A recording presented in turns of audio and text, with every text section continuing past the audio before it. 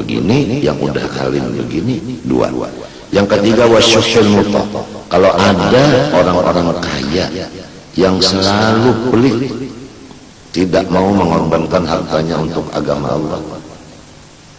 Nah, contohnya kalau di rumah kita ada yang kaya tapi pelit.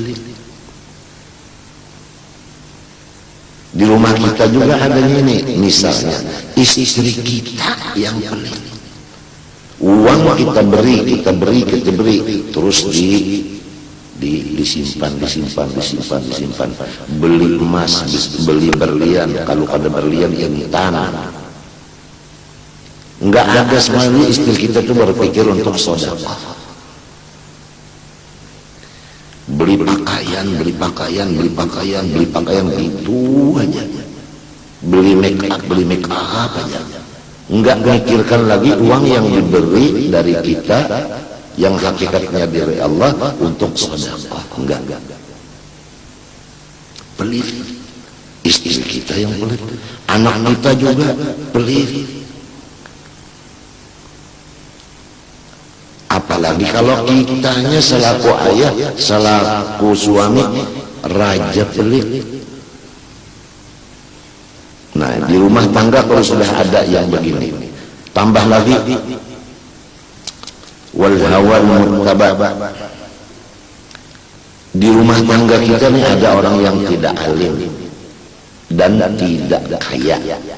Alim enggak, kaya enggak, menuntut ilmu enggak, tapi hawal muttaba. Dia merasa punya keahlian, dia merasa punya kepintaran, dia merasa punya kebijaksanaan. Kalau bahasa Banjarnya merasa, padahal tidak alim. Orang awam tidak alim tapi merasa hebat, merasa segala-galanya hebat, merasa ibadah rasa banyak dan sebagainya. Padahal dia tidak tahu kitab agama, enggak tahu macam-macam. Nah, kalau di rumah tangga ini ada satu yang begini, wa wallal amra ghairu ahli, dan yang memegang pemerintahan bukan ahlinya. Misalnya kalau orang di rumah kita ini ikut di pemerintahan, misalnya jadi kepala DPR, orang di rumah kita, padahal dia sebenarnya ilmu untuk mengurusi daerah itu nggak ada. Cuma karena apa? Wallahu a'lam bishawab. Padahal nggak ada sekolahnya, nggak ada sekolah SD, SMP, SMA,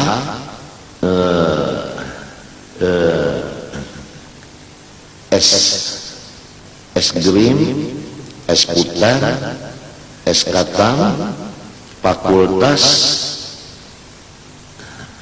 nggak ada. Tajwidnya nggak benar, sorot nggak benar, nahu nggak benar, tauhid ala kadarnya, tasawuf belum ngerti, fikih asal gawi, asal kerja, sebagainya. Ilmu keduniaan lebih alim orang-orang yang kerja di pendulangan. Itu betul-betul orang yang mendulang, yang menggali emas dan intan, itu betul-betul itu orang menguasai ilmu bumi.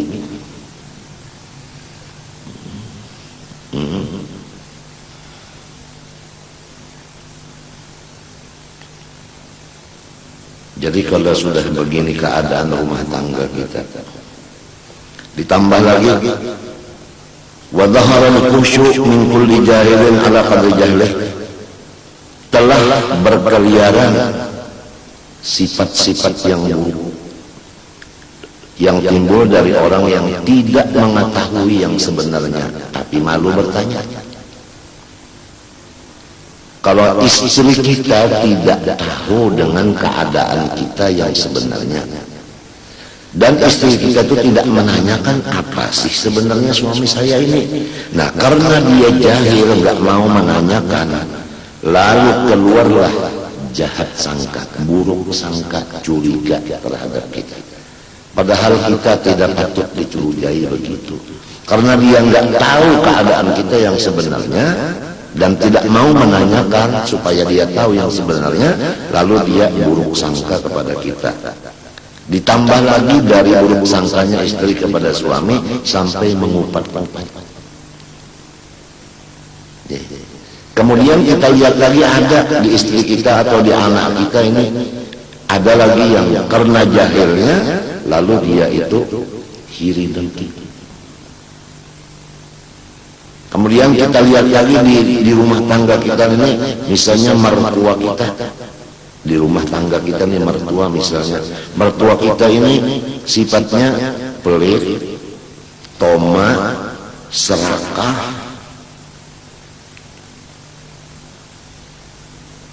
karena jahil, karena mertuanya jahil, bukan orang alim. Jadi lalu timbul sifatnya toma, serakah, loba, itu. Karena jahilnya. Nah, kejahatan-kejahatan ini dari orang yang jahil ini banyak sedikitnya, besar kecilnya ala qadri jahli, menurut kejahilannya. Kalau jahilnya itu tinggi, maka iri dengkinya tinggi. Demikian juga kalau suudzonnya tinggi, maka besar juga zonnya banyak juga. Nah, kalau mengungkapnya itu tinggi karena jahilnya tinggi. Walhasil sudah masyarakat rusak. Wa ghairi dzalik, dan lain-lain dari yang demikian. Mimma bil hadis, daripada yang sudah dijelaskan oleh hadis.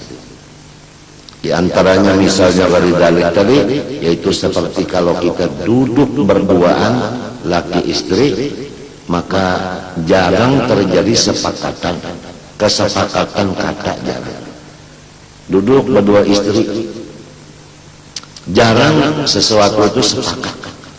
Kadang-kadang istri kita mau kasih ini, kata kita begini, mak begini, mak enggak, papi ini enggak tahu apa-apa. Yang betul mame gini aja udah, turuti mami. Kalau nggak nuruti mami, mami akan lari. Biarin. Enggak mau sepakat, enggak mau saya sepakat. Kalau udah terjadi rumah tangga begini, bagaimana yang disebut Ahlussunnah wal Jamaah membikin keputusan menurut apa perintah Rasulullah? Tarakul iftar. Ahlussunnah wal Jamaah tidak lagi berbicara, memberi nasihat kepada anak istrinya, dia diam, mulutnya diam. Wat tadris, enggak baca kitab lagi, stop pengajian. Wat ta'lid, tidak menyusun kitab mengarang. Habis apa kerjaannya? Wa aqbalu ala khasam, dia mengurus dirinya sendiri dalam kamar. Enggak tahu istri lagi, enggak tahu anak lagi, udah. Rugi ngurusi anak yang enggak bakti, rugi ngurusi istri yang enggak bakti. Lebih baik pada lepas saja semua. Dia, saya. Udah ngurusi diri. Begitulah Ahlussunnah wal Jamaah. Jadi kalau ada terjadi orang yang begitu, istrinya enggak diperhatikan lagi, anaknya perhatikan lagi, dia tidak salah. Ada Quran menyatakan, alaikum anfusakum la yadurrukum man dhalla idza tadaitum. Urusi diri sendiri, tidak lagi kamu berdosa dan tidak lagi kamu dapat mudarat karena orang-orang yang sesat. Apa sebabnya? Idza tadaitum, sudah beberapa tahun kamu mendidik istri, berapa tahun mendidik anak-anak kamu. ternyata tidak berhasil. Sekarang kamu urus diri sendiri. La yadurrukum man dhalla, tidak memberikan mudarat kepada kamu oleh orang yang sesat seperti anak istri yang tidak menurut tadi. Idza tadaitum, sesudah kamu berapa tahun memberikan hidayah kepada dia, memberikan pimpinan. Istilahnya bahasa Banjarnya berapa tahun sudah bakula warga bakarubut. Kenapa jadi masih wani aja lagi lelaki? Berapa tahun bakarubut, kenapa jadi kada mana pakai lon bini? Berapa tahun tak kerubut sudah, kenapa jadi wani jalan umah lawan abah? Kenapa jadi masih aja lagi ketujuh bepangkat? Kenapa jadi engken aja lagi nang bini engken? Kenapa jadi orang awam-awam nang kada alim tadi merasa hebat? Padahal seorang kada tahu di kitab tapi rasa hebat perasaan. Nah itu. Kemudian kenapa nang jadi kada ada alim di bidang itu, jadi umpat di pemerintahan kada seorang kada ahlinya. Nang kada ahlinya memegang pemerintahan umpat juga, masukkan nama jadi caleg sebagainya macam-macam. Ini orang di rumah tangga kita umpamanya, kalau orang di luar jangan biarin. Orang di luar rumah kita baik semua. Yang kita pikirkan orang di rumah tangga kita.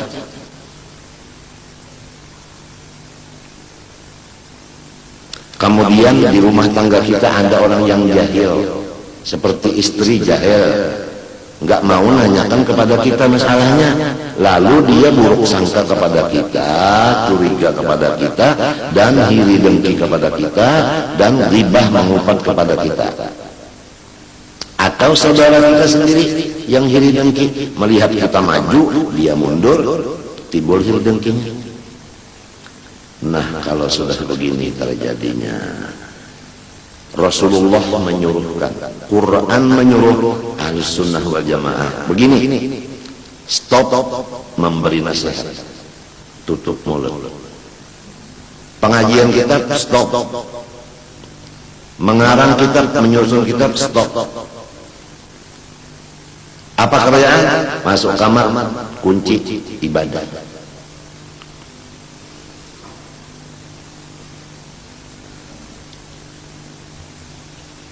Jadi kalau ada orang yang sudah begitu, menurut perintah sudah begini, kemudian penentuannya, kuncinya, kalau udah begitu tandanya, kuncinya terserah guru kita.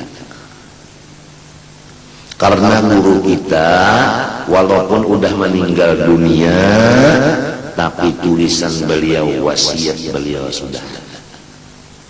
Jadi kita inilah yang kita lihat bagaimana wasiat guru. Wasiat guru itu ada tertulis. Walau beliau udah meninggal, wasiat. Kadang-kadang beliau panggil sebelum meninggal, kemari datang. Kalau kita nggak ketemu lagi, jadi kamu harus begini. Wasiat itu kita amalkan. Insya Allah kita tidak lagi akan terumbang-ambing. Karena guru kita udah menyampaikan wasiat secara tertulis atau secara lisan. Nah kalau guru memerintahkan dengan wasiat tulisan atau dengan lidah, teruskan aja. Sampai ke mati teruskan. Iya teruskan aja udah. Kalau katanya guru stop, ya stop aja udah. Karena guru kasih sayang kepada muridnya. Kalau situasi begini, kondisinya si murid ini nggak mengizinkan lagi, gurunya kan bijaksana, stop aja kan. Kalau diteruskan, kondisi nggak melawan. Situasinya udah begini, kondisinya udah begini. Jadi kamu nggak usah ngurusin macam-macam lagi, udah urusin diri sendiri aja udah. Masalah istri, anak serahkan kepada Allah. Habis.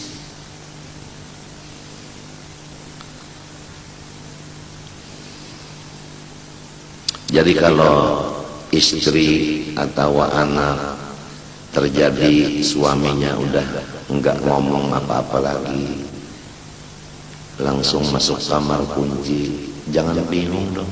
Ini kitabnya dan ada tulisan guru. terhadap suaminya. Kamu seakan-akan tulisannya begitu, tahun sekian, ya kan, bulan sekian kamu harus begini. Seakan-akan ada tulisan begitu, seakan-akan ada tanggalnya, seakan-akan begitu. Nah ini kan istri bingung, anak bingung, kok kenapa enggak bicara sama saya lagi, biasanya rame-rame, kok kenapa enggak ngajar lagi. Masyarakat terserah aja masyarakat. Yang penting orang di rumah kita ini. Jadi orang di rumah ini supaya tahu kalau udah orang alim, ulama begini begitu, itu memang ada kitabnya dan ada perintah daripada syekhnya, ada wasiat dari gurunya.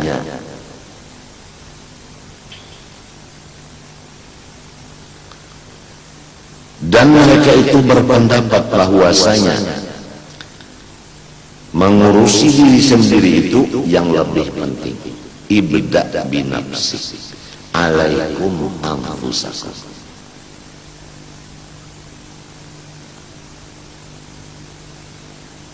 Ya ayyuhal muallimu ghairahu halla li nafsika kana ta'lim.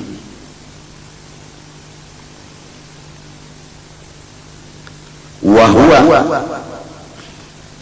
yang lebih penting itu yaitu menghadap diri sendiri, ngurusin diri sendiri itu hakikatnya adalah melaksanakan hakikat, melaksanakan hakikat itu, melaksanakan tugas hidup. Tugas hidup ini ngurusin diri sendiri. Coba lihat, kalau laki suami ngurusin diri sendiri itu memang dia ibadah kepada Allah. Nah, kalau istri ngurusin diri sendiri dia ibadah juga karena dia kan ngurus dirinya. Tapi suami ngurusin diri dengan menafkahi kepada istri. Istri ngurusin diri dengan taat bakti kepada. Tapi kalau udah ininya si suaminya ini enggak lagi ditaati oleh istri, ya suami ngurusin diri aja udah, biarin dia. Anak udah diurusin begini, diberikan ongkos di sekolah anaknya, tapi dia sendiri enggak taat kepada kita, biarin udah, kita urus diri sendiri. Ini yang penting, ini yang makna, ini isi namanya, bukan kulit. Yang disebut diraya, wahwa si makna, yaitu diraya itu afdalu minal mabna alladzi qalahu ar-riwayah. Mengurusi orang lain namanya riwayah, mengurus diri sendiri namanya diraya. Dirayah lebih afdal dari riwayah. Ini kaidah ya.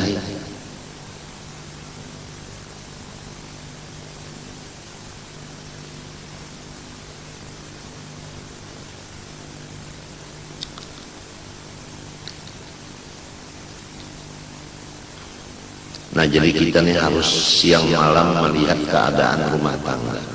Apa udah sampai masanya aku diem? Apa udah sampai masanya tutup majelis? Apa udah sampai masanya masuk kamar?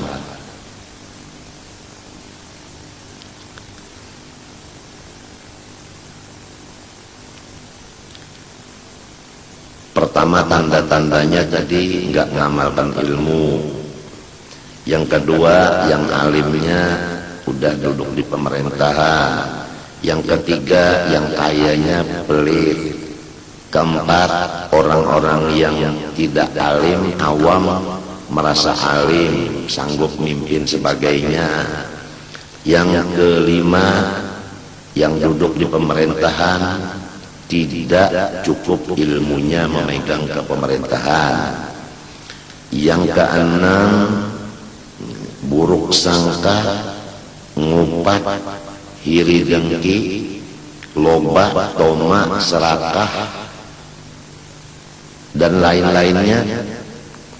Ini sudah ramai dikerjakan orang-orang yang jahil menurut kadar kejahilannya. dan lain-lain lagi.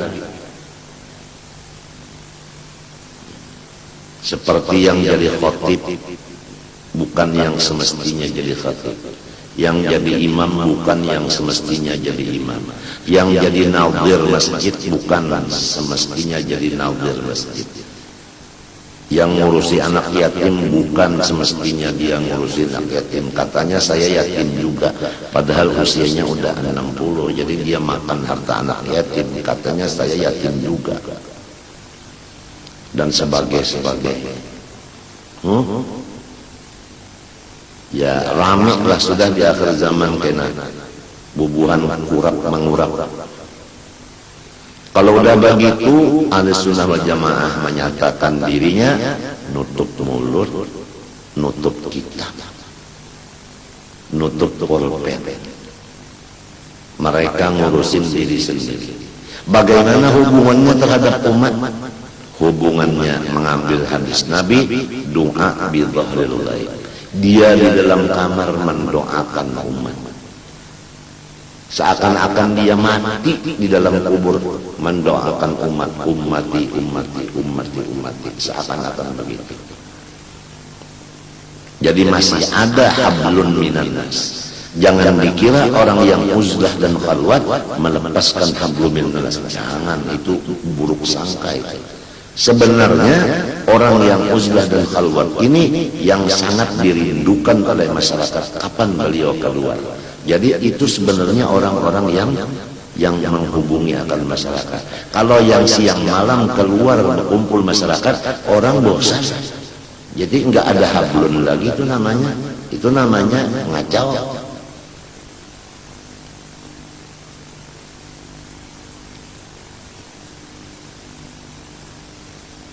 Yang sulit kita yang belum punya guru ini, gimana?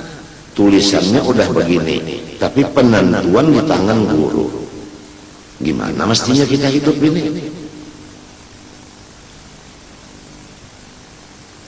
Istilahnya kita tuh punya obat, tapi di sini tulisannya harus resep dokter. Nah ini mencari dokternya ini, kamu mesti ini, kamu mesti ini, kamu mesti ini. Nah ini penentuannya adalah guru kita yang memberi wasiat kepada kita, baik wasiat tertulis maupun wasiat secara lisan. Guru Seman ada wasiat, guru Bangil ada wasiat.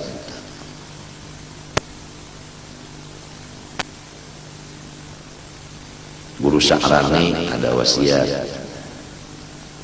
Semua dilihat keadaan rumah tangga, kalau begini nyawa, kalau begini nyawa, itu semua ada. Jadi beliau meninggalkan udah komplit meninggal. Tinggal kita melihat keadaan dulu, mundur teratur dan sambil melihat keadaan. Dari step pertama mundur ke step yang kedua, kemudian ketiga, keempat, akhirnya wassalam.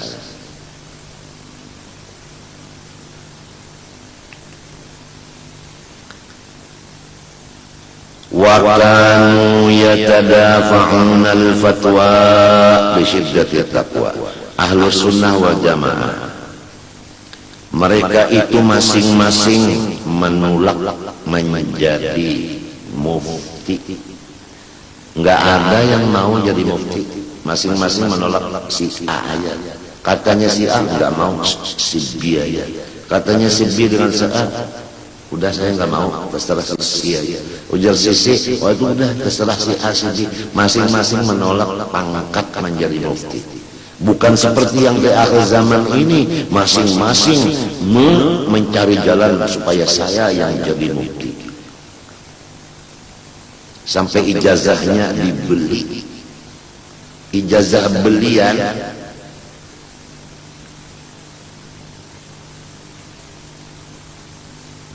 Kenapa jadi takut jadi mufti? Lisyiddat taqwa, karena tinggi takwanya kepada Allah, takutnya kepada Allah.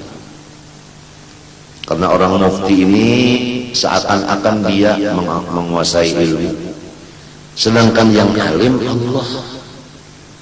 Orang kalau mengaku dirinya nggak alim, nggak berani begitu, karena dia mengaku jahil. Yang berani memegang, merasa dia ada punya ilmu, ada syiriknya di dalam. Karena takutnya syirik ini, mereka berjauh dari pangkat menjadi mufti. Wa idza su'ilu 'anil katsir ajabu 'anil yasir. Apabila ada masalah terhadap mereka yang ditanyakan 10, maka mereka menjawab hanya 1. Yang 9-nya wallahu a'lam katanya. Padahal mereka sanggup menjawab 10. Bukan seperti orang akhir zaman. Pertanyaan orang 1, jawabannya 10.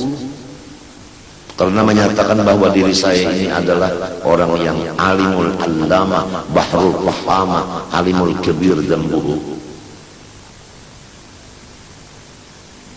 Takut. Padahal ulama alimnya bahar, lautan. Tapi kalau ditanya orang beberapa masalah, hanya 1 yang dijawab. Yang lainnya silakan tanya ke lain. Begitu Ahlus Sunnah Jamaah yang betul-betul murni.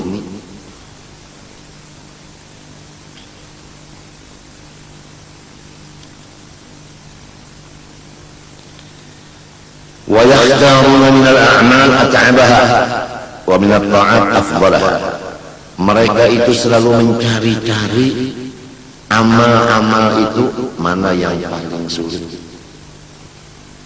Yang paling sulit itu adalah mencari yang paling halal. Ini yang dipilih, yang paling halal. Masalah sedikit dan banyaknya nanti dulu. Ini yang paling sulit, mencari yang halal itu paling sulit. Maka inilah Ahlussunnah Jamaah, sangat mencari yang betul-betul halal. Sedikit banyaknya itu belakangan. Kalau sekarang bisa juga dibicarakan. Kalau udah dapat yang halal, terserah. Mau diberikan semuanya atau mau disimpan. Hadza aqauna famnun au amsik bi ghairi hisab. Ini pemberian saya halal. Kan aqauna pemberian dari saya berarti halal dari Allah. Famnun, berikan semuanya atau separuhnya atau sepertiganya, au amsik atau tahan. Bi ghairi hisab, enggak ada hitungan memberikannya, enggak ada hitungan menyimpannya. Jadi ada orang yang memberikan semuanya, jadinya hidupnya susah. Dia senangnya susah. Ada yang menahan, dia hidupnya kaya. Nah, penentuannya kamu harus habis memberikan. Kamu harus banyak yang disimpan. Ini penentunya wasiat guru. Guru memberi wasiat itu kepada kita apa? Ujar guru kita, kamu harus kaya. Ujar guru kita, kamu harus miskin. Penentuannya adalah ini dokternya kita ini. Orang lain mengupat begini. Kalau kita umpamanya wasiat guru, berikan harta semuanya, kamu makan sehari sekali aja, ya kita amalkan aja wasiat guru begitu. Kata orang, wah itu minta sedekah, ya itu orang, bukan guru kita itu. Kalau guru kita nyuruh begini, udah kita kerjain aja ini. Kalau kita umpamanya menyimpan harta, katanya guru simpan harta karena kamu ini memerlukan ini macam. Kata orang, oh itu pelit, itu hubud dunia, itu bukan zahid, itu zuhud, itu jumput. Biarin, orang nggak tahu kita diperintah guru begitu, orang nggak tahu. Biarin. Yang penting dulu at'abah, yang paling sulit mencari yang halal dulu. Yang halal dulu.